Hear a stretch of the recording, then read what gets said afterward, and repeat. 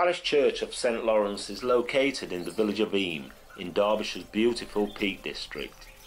The historic village of Eyam dates back to Saxon times and was formerly a centre for lead mining. It is famous for the events during the Great Plague of 1665-66, when the villagers halted the spread of the disease by breaking off all contact with the outside world. A large proportion of the population died as a result, and today there are many reminders of this great act of courage and selflessness. Christian worship has taken place here over 1,000 years. While the first recorded rector of the parish began his ministry in 1250, the buildings themselves date from Saxon times. Various architectural details of today's church buildings reflect the fact that Christians have worshipped God here over many centuries. The north aisle has a font of Saxon origins and Norman pillars which may well rest on Saxon foundations. It also has a Norman window at the west end.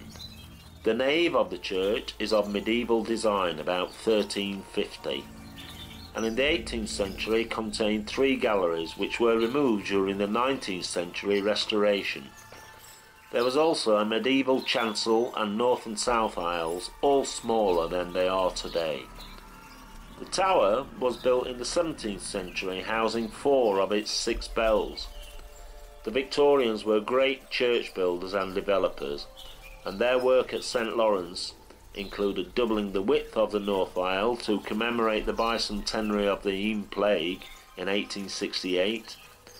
Work done over the next 20 years included a new porch, roof, vestries and clerestory windows on the south side of the nave, and the renovation of the east end and south aisle. Like the people who come here, the church buildings continue to develop and change. The 20th century is represented by a window installed in 1985 depicting the plague. Once inside the church, the terrible effects of the plague at Eyam are quickly brought home to us by the plague register in the south aisle. This was copied from the parish register of the time and gives the names of all the people who died during the 14 months of the plague in 1665 and 1666. In all, 260 people died out of a population of approximately 350. The window behind the bookstall is the work of the Victorian stained glass artist Christopher Webb. His signature, a spider's web, can be seen in the bottom right hand corner. The Jacobean pulpit that would have been used by William Mompesson once stood on the north side of the chancel and also incorporated a clerk's seat. It was moved to its present position in 1868. Next to the altar is a chair that used to belong to Mompesson. It is thought to have been made by a local carpenter. The Reverend Egbert Hacking, who was rector of Eyam between 1884 and 1886, discovered it in a second-hand shop in Liverpool and brought it back to the church.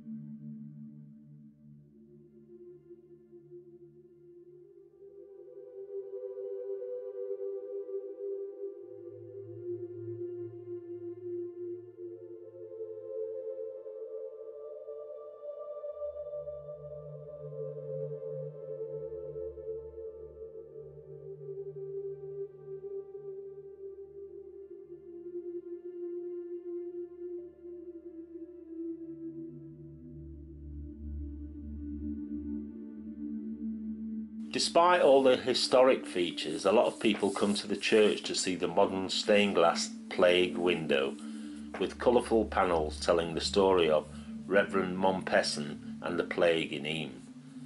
The story starts in the lower left panel with the delivery of the fatal package of cloth from London.